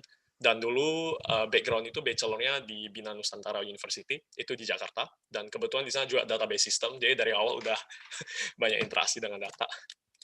Jadi sekarang background saya itu, sekarang saya data scientist di Blank Space, dan kita sekarang lagi nyari goals gitu untuk nyari insight gitu, apa yang terjadi sih di Indonesia gitu dalam segi data gitu, dan cari cara buat kita buat fix gitu. Oke, jadi pengalaman sebelumnya itu, gue itu lebih ke software developer. Jadi ada satu perusahaan fintech gitu di Sydney, dan saya di sana kerja sebagai tim software developer di tim yang relatively kecil gitu. Jadi ya itu backgroundnya. Skill gue mainly itu lebih ke arah web development, itu karena dari backgroundnya dulu web development sambilan gitu kuliah dan semacamnya. Tapi during kuliah dan lain-lain gue banyak terexposure sama modeling, termasuk yang healthcare juga. Gue juga pernah ngerjain project yang healthcare industri, churn prediction, customer analysis dan semacamnya, dan juga data mining dan data analysis. Jadi ya kali ini kita bakal membahas sedikit tentang data mining, karena ini gue kan koleksi data secara otomatis untuk melihat insights gitu, apa yang terjadi data science di Indonesia. Oke, untuk menghemat waktu, ini gue lanjut aja. Ini data collection methodology yang gue ambil, jadi kita bisa dapat insight lebih apa sih yang terjadi di Indonesia sekarang ini di bidang data. Oke, pertama, ada job portal namanya LinkedIn. Di dalamnya itu banyak banget list dari job. Jadi kita bisa dengan objektif kita ambil semuanya gitu. Contoh, ini job board-nya salah satu. Di dalamnya banyak banget variabel yang bisa kita pakai. Ada positionnya, ada nama company, di mana dia postingannya berapa detik yang lalu, dan juga dia applicants, berapa jumlah applicants-nya, dan juga requirement-nya apa aja gitu. And then ada nama job poster, ada seniority level, dan sebenarnya ini kalau Anda scroll ke bawah lagi, kita bisa lihat juga banyak banget variabel yang bisa kita ekstrak gitu untuk dapat insights. Dan of course, tadi kan si Mas Adam udah nunjukin gitu ketika dia search software engineer. Apa aja yang ada di dalam, dia bisa sampai 528 results. Dan di dalamnya itu, belum tentu 528 results itu bisa aja data engineer. Bisa aja kayak, karena namanya juga search engine ya, belum tentu dia bisa akurat sepenuhnya. Dalam page 1-3, oke, masih software engineer. Nanti kalau page 5-6, kadang ada software engineer, kadang ada data engineer gitu loh. Jadi kita berusaha coding itu secantik mungkin, biar nggak ngambil hal yang salah gitu. Oke. Ya metodologinya gimana? Kita salah satu yang pertama itu kita pakai Python. Kita embed ke LinkedIn. Banyak banget library. Salah satunya itu buat bikin web scraping material. Nanti akan saya tunjukin sekilas. Tidak technical banget. Tak bakal nunjukin coding-codingannya. Nanti bakal pusing. Jadi lebih ke arah manusiawi gitu bahasanya. Oke, jadi dari link itu kita pakai Python. Kita bisa ekstrak data. Tapi datanya itu belum terstruktur. Jadi kita unstruktur data kita udah ambil. Habis itu datanya itu kita cleaning. Ketika kita cleaning, kita kayak bikin variabel, kita bikin kolom, kita segala sesuatu lah, kayak ada data yang hilang lah, data yang ternyata komanya jelek atau apa, karena itu kan dari website kita ambilnya secara otomatis. Kita harus clean dulu. Baru dari situ kita mulai explore ketika datanya udah mulai jadi. Lihat ada pattern nggak gitu, apa yang kita dapat, kesimpulan apa yang kita cari, ngerti. Karena dari awal kita sendiri udah ada business requirement sama kita mau lihat insight dari apa, jadi untuk kali ini kita data exploration itu nggak spend terlalu banyak waktu sih, tapi biasanya orang bakal spend banyak banget waktu di data cleaning sama data exploration. Selanjutnya, setelah datanya udah rapi, udah cantik, kita bikin jadi visualisasi. Itu juga banyak banget tools-nya, ada orang pilih pakai GDS, ada orang pilih pakai Power BI, ada orang langsung di tempat codingannya gitu. Jadi kayak seperti yang dibilang tadi, beberapa company itu ekspektasinya beda-beda. Ada yang tools ini, tools itu, jadi data science itu kayak luas banget gitu. Oke. Nah, kali ini gue bakal nunjukin pakai Google Data Studio, karena dia lumayan, compact, dan dia juga bisa terintegrasi dengan aplikasi yang lain. Oke, dari visualisasi itu, kita present ke stakeholders atau ke tim sendiri, kita bisa dapat insights gitu, pencerahan, kayak di gambarnya. Oke, selanjutnya, ini kurang lebih sekilas kayak gini. Ini codingan kita, cara kita bikin automatic scraping bot untuk ambil dari LinkedIn. Jadi, kurang lebih, gue play dulu videonya. Ketika dia dijalanin, kita bisa search keyword. Ini contoh kita masukin data engineer. Kita mau cari job yang berkaitan dengan data engineer. Setelah itu, dia bakal scrape secara otomatis. Soalnya hal yang kayak gini kan, kita nggak mungkin klik satu persatu, kita copy-paste semua data kan. Jadi kita harus bikin bot gitu yang kita bisa scale up gitu. Nah, ini contoh. Dia lagi ambil page semua job yang berkaitan dengan data engineer. Ketemu page-nya ada 24, dan dia mulai ambil job-nya satu persatu. Gitu. Nah, ini contoh. Oh, ini data engineer gitu. Dia lihat data. Oke, berarti benar. Jadi kita ambil lagi datanya. Dia lanjut lagi untuk yang selanjutnya. Ya, jadi ini salah satu cabang dari data science. Kita namanya data collection. Ada orang yang emang datanya dari internal, tapi beberapa yang harus dari web scrape. Istilahnya ini adalah salah satu web scraping. Jadi kita ambil data dari luar gitu. Jadi dia scrape kayak gini. Terus datanya kekumpul gitu. Kita pindahin ke data frame. Kembali lagi ke proses yang tadi saya jelaskan. Dia dirapiin, di cleaning, di explore, terus udah jadi visualisasi gitu. Kurang lebih kayak gini. Oke, gue lanjut ke slide selanjutnya. Jadi setelah data yang tadi udah kita kumpulin, nah ini findings dari kita ini beberapa ya dashboard dari ini. Ini yang akan saya tunjukkan. Ini yang kita penting untuk lihat landscape di Indonesia itu apa sih gitu loh di data. Oke, ini untuk mastiin semua harusnya udah bisa lihat dashboard-nya sekarang. Ini kita pakai GDS, berdasarkan data yang tadi udah gue kumpulin, kita bisa lihat kondisinya kayak gimana. Ini udah lumayan cantik karena udah dimasak datanya. Jadi sebelumnya kayak hancur gitu. Ya, ini yang gue dapat, tadi gue udah sempat analisis juga sebelum kita presentasiin. Jadi, ya gue letak how posted ini kayak berapa jam ketika dia di-post di LinkedIn. Gue bikin aja yang recent deh, mungkin yang sekitar seminggu yang lalu. Seminggu itu berapa jam ya? 24 kali 4 dikali 7. Oke, kita ambil berarti sekitar 400 jam yang lalu. Nah, kita bisa lihat di sini. Ini banyak. Nah, di sini gue udah nunjukin si top company yang lagi hiring di positionnya. Yang paling banyak itu siapa? Ya, kebetulan di minggu ini yang paling banyak Agoda Jakarta sama Gojek. Ini beberapa ada di list yang dikasih sama si Mas Yuda tadi. Ya, Gojek, Traveloka, Shopee, itu ada beberapa yang, ya, dan mostly itu kayak perusahaan startup di bidang yang datanya banyak. Contoh kayak Gojek itu sendiri punya produk namanya GoPay. Dia pasti punya transaksi tiap hari banyak banget, gitu. Jadi kayak contoh Shopee juga punya data transaksi yang sangat banyak. Ya, kenapa company ini nyarinya kayak gitu. Oke, jadi yang perlu kita garis bawahi ini di segi aspek ini adalah kita bisa lihat ini kan supply and demand dari LinkedIn. Gue bisa kumpulin karena dari BI ini ada 4 kategori: business intelligence, data analis, data engineering, sama data scientist. Di sini kita bisa lihat dia ada gap yang lumayan jauh antara supply sama demand. Kita anggapnya biru ini itu adalah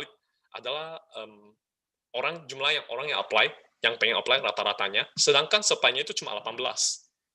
Ya, jadi visi dari company Blank Space itu ya mereka sebenarnya mau mitigate gap ini. Ya, ini literally gap sekarang. Jadi kayak ada gap ini. Jadi gap ini yang sebenarnya kasus pertamanya itu yang beneran jadi problem dari sekarang kita ini adalah itu ekspektasi skill dari employee itu sangat lumayan tinggi gitu. Jadi ketika orang lulusan dari IT pun mereka susah banget akses ke bagian data gitu. Karena kita kurang exposure ke arah data.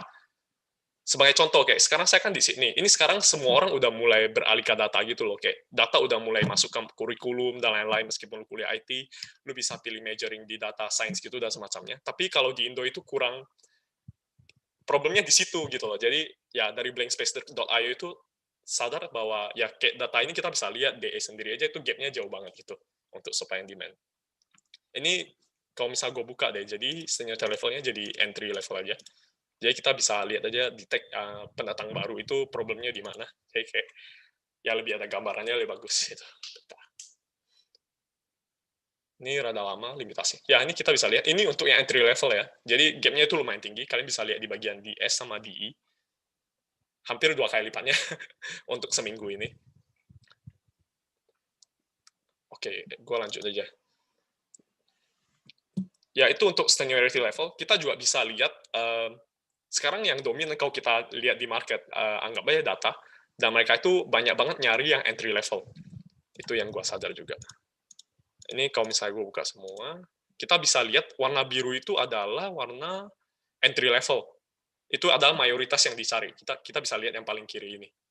Jadi ya sebenarnya mereka nyari entry level juga, tapi ekspektasi mereka lumayan tinggi. Jadi itu salah satu problem yang harus kita solve gitu. Contoh ini berdasarkan ukuran dari company. Ada company yang ukurannya 1.000 sampai 5.000 employees. Kita bisa lihat mau company segede apapun, yang biru itu lumayan dominan gitu. Biru itu ya entry level gitu. Jadi ya kurang lebih itu insights yang kita dapatkan.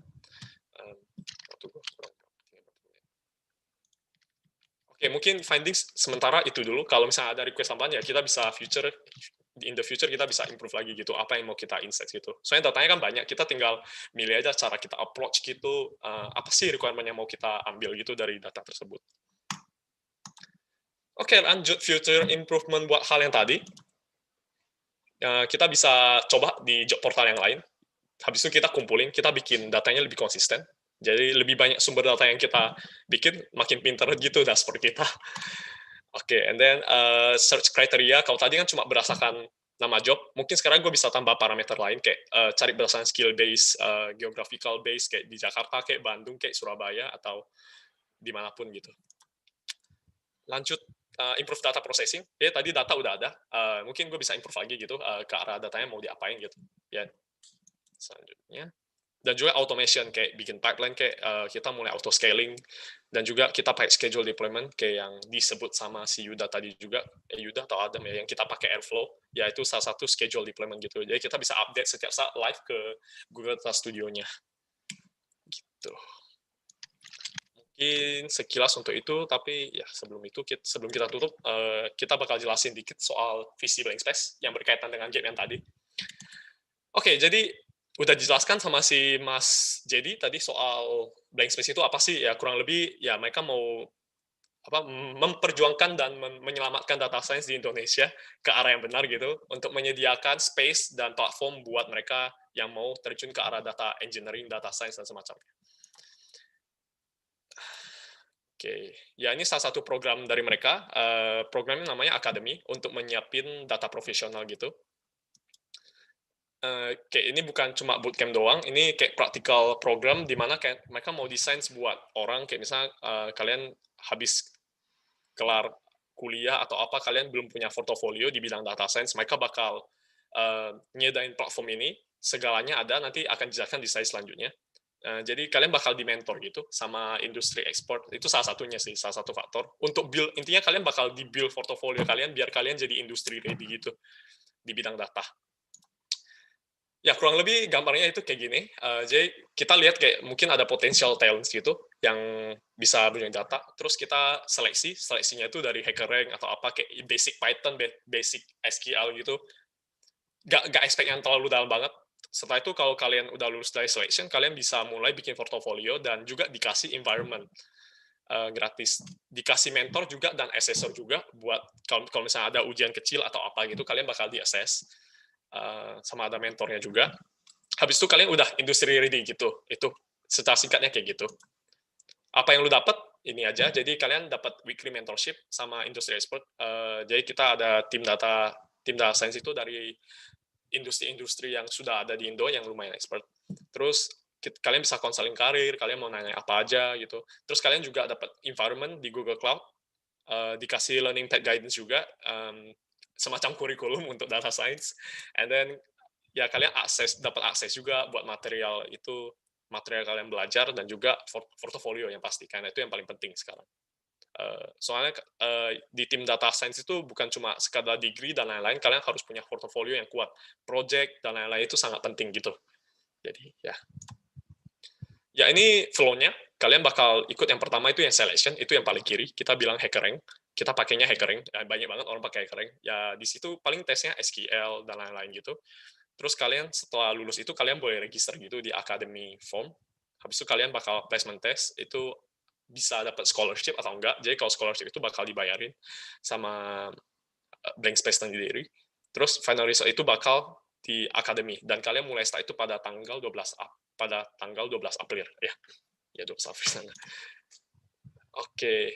Ini apa sih yang selanjutnya kalian dapatkan di Blank Space? Kalian dapat learning contents, terus ya ini semua dapatnya monthly data job insight, kalian juga dapat portofolio, contoh dari portofolio, dan juga kalian bisa booking schedule sama mentor kalian. Kalian bisa lakuin consultation atau kalian mau belajar hal baru atau mau bertanya-tanya di bidang data dan semacamnya ya di sini. Ini yang kami bilang, ini kenapa gue mau jelaskan ini setelah insight tadi. Soalnya di insight tadi kita dapat gambaran kalau ekspektasi gap itu lumayan tinggi gitu dalam supply dan demand, dan salah satu faktornya itu yang paling besar adalah ini. Jadi sebenarnya kemarin-kemarin kita udah ada seminar juga yang ngebahas survei terhadap recruiter dalam mencari data science, dan main problemnya mereka sendiri itu juga hal yang berkaitan dengan ini. Jadi ya ini untuk kontak infonya. Jadi bagi siapa yang butuh silakan difoto aja, atau boleh kontak kita aja dari LinkedIn dan semacamnya. Jadi ya itu aja. Oke, thank you. Ada pertanyaan? Itu kalau ada pertanyaan untuk gua sendiri, kalian boleh connect aja ke LinkedIn gua. Gua feel free kok buat connect sama yang lain dan sharing aja gitu. Oke, sekian dari gua. Thank you. Oke, thank you Wandi. Di blog boleh nggak Wandi, di blog di LinkedIn? Boleh ya? Boleh blog aja. Udah sering gua di blog. Iya. Gua agak ada sentimen nih sama Wandi nih. Ada apa? Ya internal lah, masalah internal gitu. Cuman nih tadi gue jangan bikin gosip. Jangan bikin gosip. Ya. Intinya tadi Wandi udah memperlihatkan ya, memang ada gap yang cukup besar antara supply and demand gitu, terutama di bidang DE sama DS gitu ya. Ya itulah yang coba kita address gitu. Nah dengan tadi Wandi juga udah cerita, solusi yang kita tawarkan adalah dengan menggunakan ini ya, mentorship jatuhnya. Jadi kayak kita lebih ke arah task based sih, kayak tiap minggu itu kalian akan dikasih task, dan di tengah-tengah itu ada mentoring, nanti di akhir juga akan di-review ya pekerjaan kalian oleh industri expert.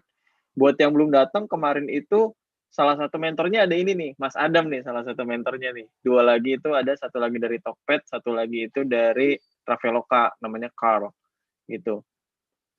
Jadi bakalan seru banget, teman-teman kalau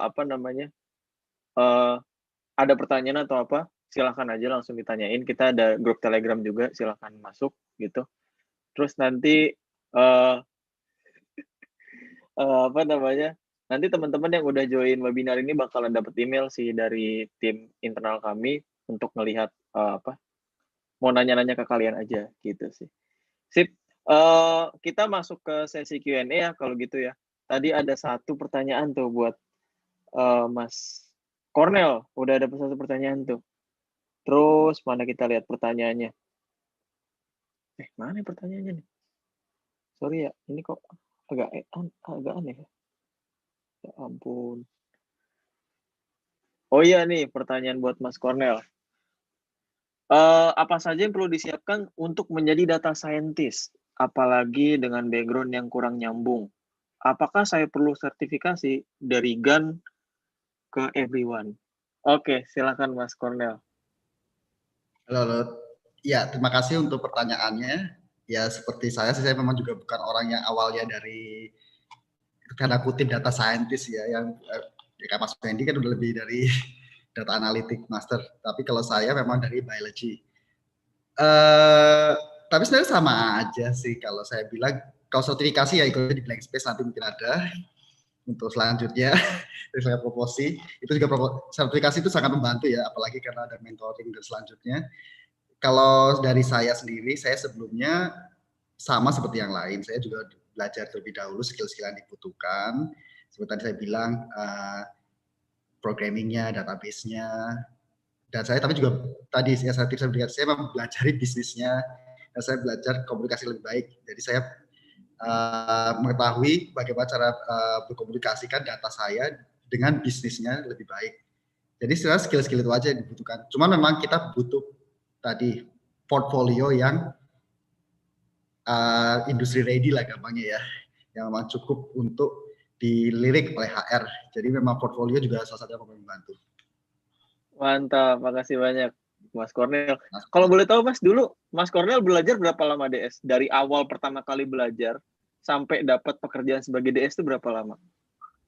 Sebentar ya, saya kalau bilang belajar ilmu data scientist sendiri, sebenarnya saya kalau statistiknya saya udah belajar dari kuliah. Itu selama saya bekerja saya peneliti statistik udah. Tapi kalau saya bilang belajar programmingnya, saya dulu R malahan belajar. Saya bukan dari orang developer kan soalnya. Jadi saya lebih dari statistik. Saya belajarnya sampai dapat pekerjaan itu berarti 2 tahun mungkin ya.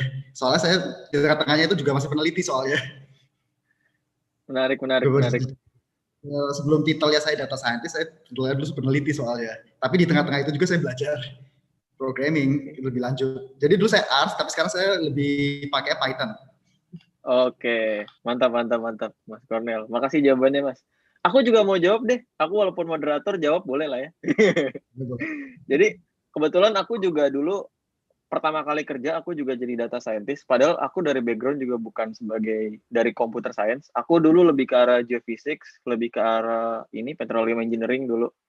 Cuman memang ya itu ya, perlu disadari bahwa kita nggak bisa juga sih berharap, oh gue belajar hari ini besok langsung jadi DS gitu. Yang gue rasa kadang-kadang orang itu terlalu ini sih punya angan-angan yang terlalu muluk gitu. Padahal kalau dilihat-lihat tadi Mas Cornel kan juga belajar lama kan 2 tahun ibaratnya kan sebelum jadi DS gitu. Aku pun juga sama. Aku belajar sampai aku jadi DS itu aku makan waktu 3 tahun. Karena aku nggak ada bootcamp sama sekali, jadi benar-benar belajar dari online, terus belajar sama teman. Ya itu makan waktu 3 tahun sampai akhirnya aku jadi DS. Walaupun aku sekarang udah bukan DS ya, lebih ke arah machine learning engineer gitu. Cuman take away-nya adalah ya untuk belajar sesuatu skill itu ya jangan nggak bisa instan satu, dan kedua mungkin kalau buat orang-orang yang bukan di computer science atau bukan di matematika, ya itu sih tadi sih. Dulu modal aku di portofolio aku bagusin banget kayak di GitHub itu ya, kayak ada project apa nih gitu. Terus kayak tanya-tanya orang yang ngerti di bidang itu. Dulu kebetulan misalnya kayak credit scoring gitu ya. Aku nanya temenku yang udah di industri gitu, ini ngerjainnya gimana nih, business understanding-nya gimana gitu. Jadi kayak sampai kayak gitu, dan itu sih yang ngebantu banget gitu. Jadi coba selain ngerti modelnya mungkin ya itu ya, pahami bisnisnya ya Mas Cornel ya. Gitu ya. Kayak itu dia. Dan komunikasi juga jangan sampai dilupakan gitu. Karena sepintar apapun kalian kalau di depan HR kalian nggak bisa jelasin, atau di depan user kalian nggak bisa jelasin, ya goodbye sih jatuhnya sih gitu. Gitu. Sip. Oh nih Mas, sekalian aja Mas Cornel juga nih. Untuk Mas Cornel, untuk kesempatan kerja di bidang data itu khususnya bagi fresh grade itu seberapa besar ya? Skill yang benar dijadikan patokan untuk berkarya di bidang data itu apa aja? Oke, mungkin bisa dijawab Mas Cornel. Oke, ini sebenarnya tadi bagus dari insight-nya Mas Wandi loh malahan, karena kan udah lihat dari insight-nya di Mas Wandi bahwa fresh graduate banyak loh. Tadi kan yang biru, bandingkan setiap minggunya. Lumayan boleh, mau gue tunjukin lagi nggak? Mungkin Mas Wandi malah Oh iya, Mas Wandi mungkin bisa tunjukin lagi deh. Iya, tunjukin lagi Wan, sikat. Oke, sikat. Oke, jadi ya ini abaikan yang tab-tab yang lainnya nggak penting. Ini kurang lebih entry level itu maksudnya ya untuk yang fresh graduate gitu loh, yang kayak baru mau mulai di bidang data. Tapi enggak. Di sini bukan yang baru mau mulai, otomatis yang udah ada experience dikit. Itu ekspektasi semua perusahaan ya. Nggak mungkin lu tiba-tiba bilang, gue mau jadi data scientist langsung lu apply entry level. Itu nggak mungkin, lu harus ada portofolio dulu. Ya, jadi kita bisa lihat nih mayoritasnya kayak, bentar, kasih lihat yang lebih gampang. kita kasih lihat semua seniority level. Jadi ada entry level, associate, mid senior, executive, internship, director. Ya ini di bidang-bidangnya sendiri. Ini langsung semuanya yang didata. Lu bisa lihat yang proporsi yang paling gede itu adalah entry level sama associate. Associate itu kurang lebih kayak entry level, cuma lebih tinggi dikit aja gitu. Oke.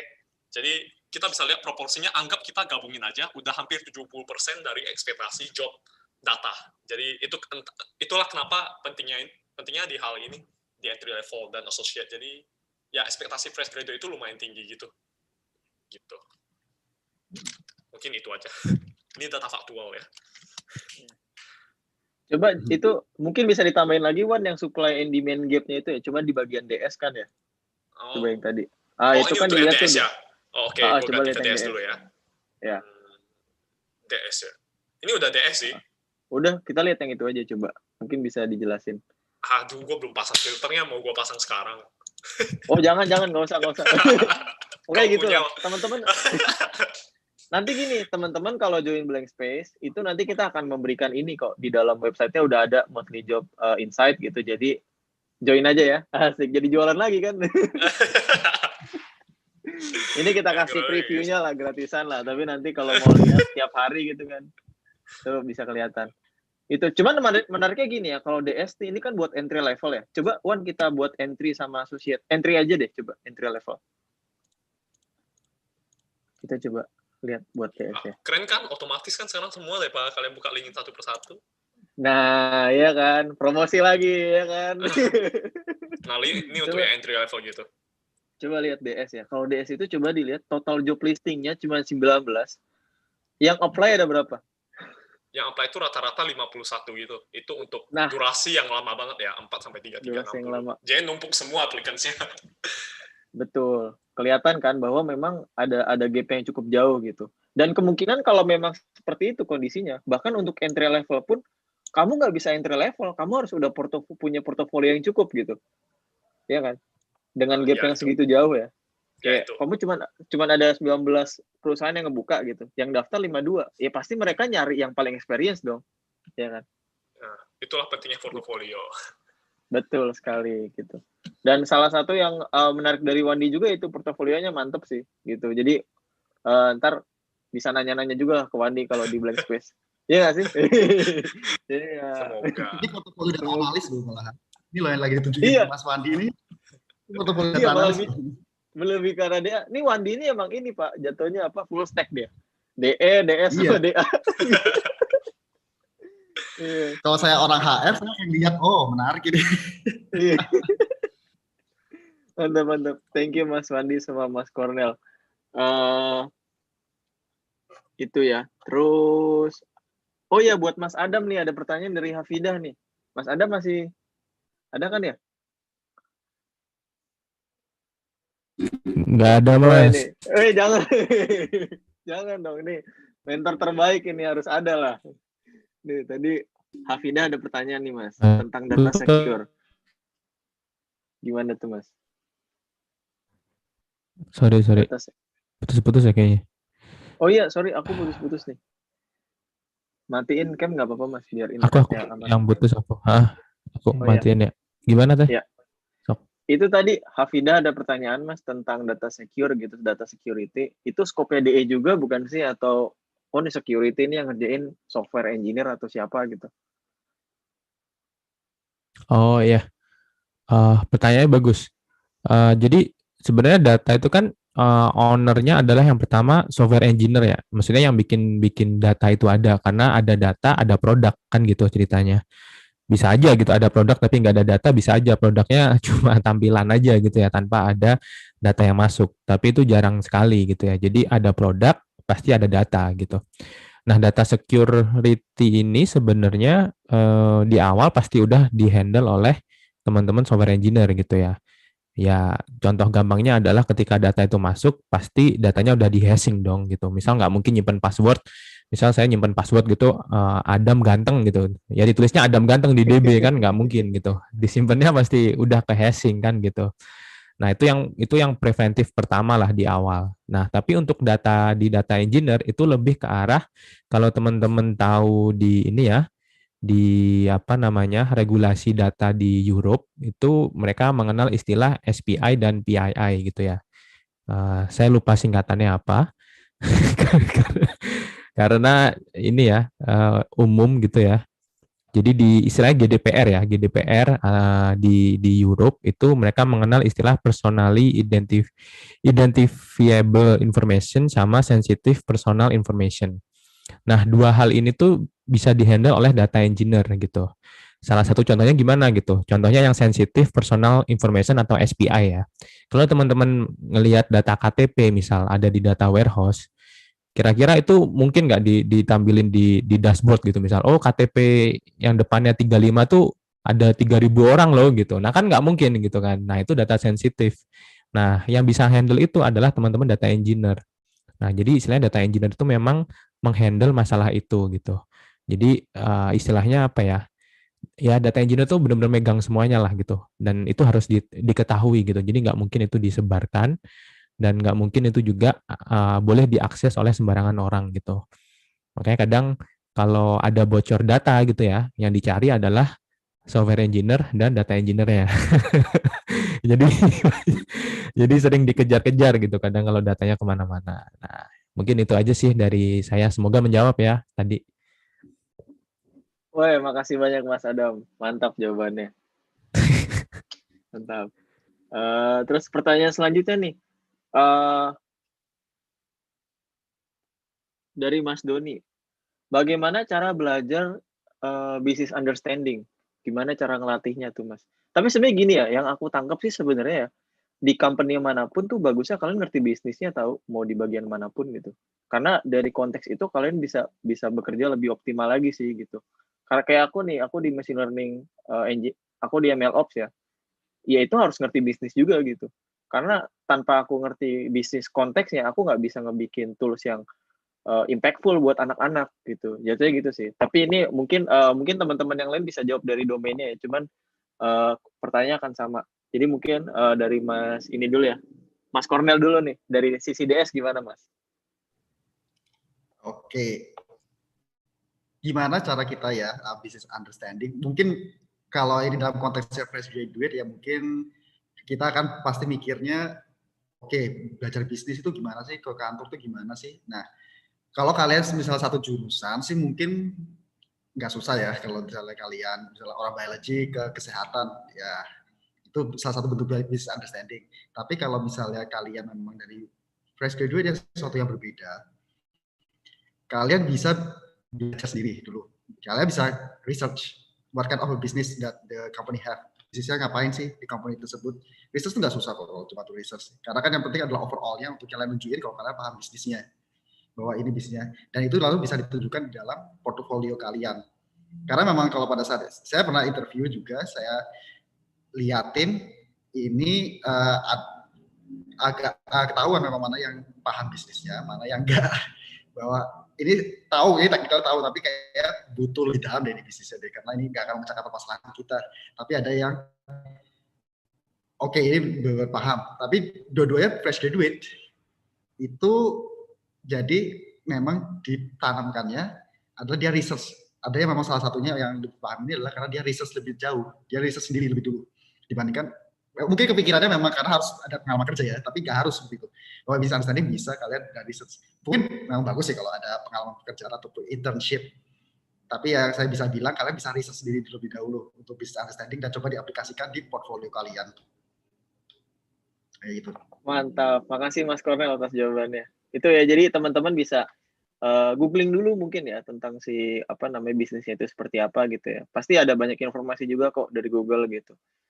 Cuma nanti kalau mau ada teman diskusi, ya cari orang yang lebih paham gitu ya. Kalau dulu aku konteksnya sering nanya ke kakak kelas sih, apalagi yang udah kerja gitu ya. Jadi penting juga sih buat teman-teman keep kontak sama alumni-alumni gitu, apalagi yang emang expert di bidangnya gitu ya. Tanya-tanya aja gitu sih.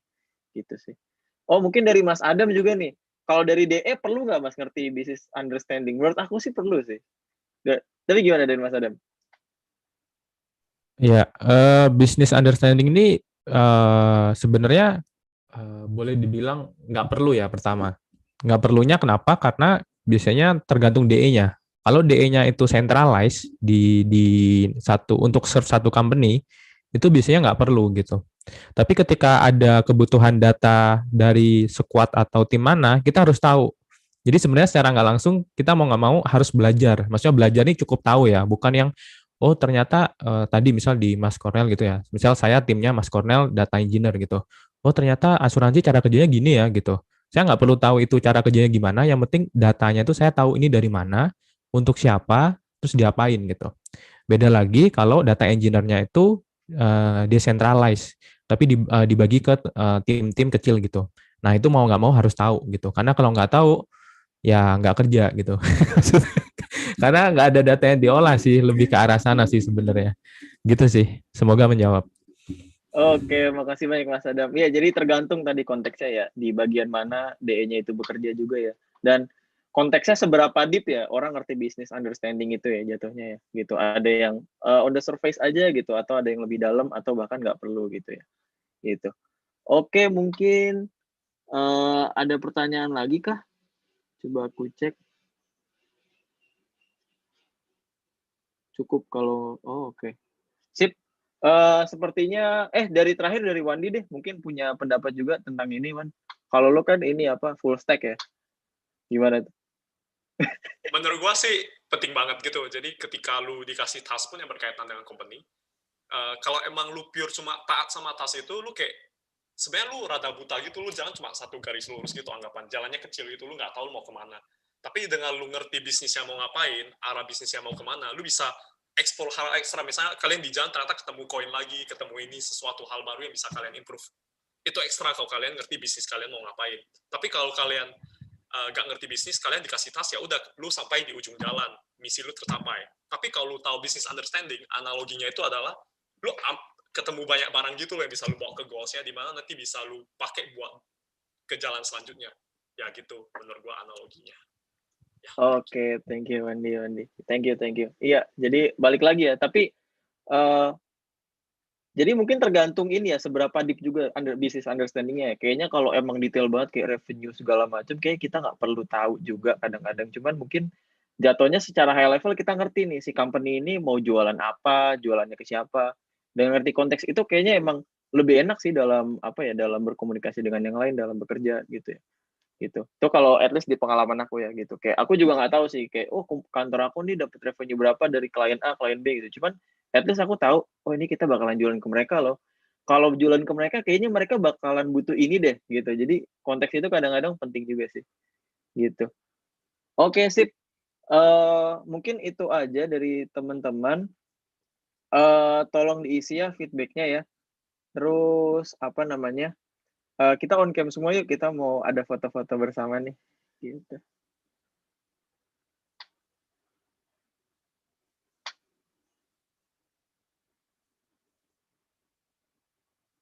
Gila nih aku siap ngeliat Mas Adam nih selalu terkesima loh, ini mikrofonnya keren banget. Bentuk. Keren. Oke, teman-teman ada yang ini ada yang ngefotoin siapa nih? Coba view-nya aku. Oke. On cam ya teman-teman ya. Kita buset, Hafida di mana tuh? Lu di Gojek apa gimana? Iya benar. Oh lagi di Gojek. Boleh. Ini nggak ada yang mau on cam? Udah pada on cam sih. Ada lagi yang mau on cam nggak? Ayo. Ini keburu kita di kick nih dari grup. Ya, di kick. Oke. 1, 2, 3. Oke. Sekali lagi. 1, 2, 3.